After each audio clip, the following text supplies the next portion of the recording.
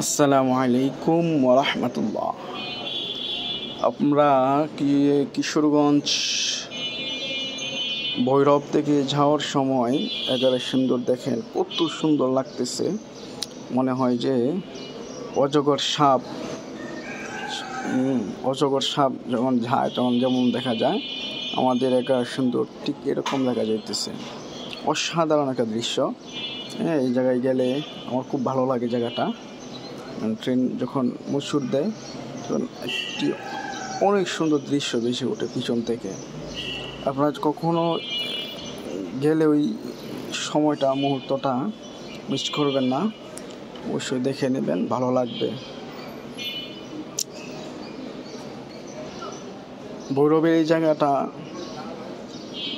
কে কে দেখছেন share comments করবেন ইনশাল্লাহ।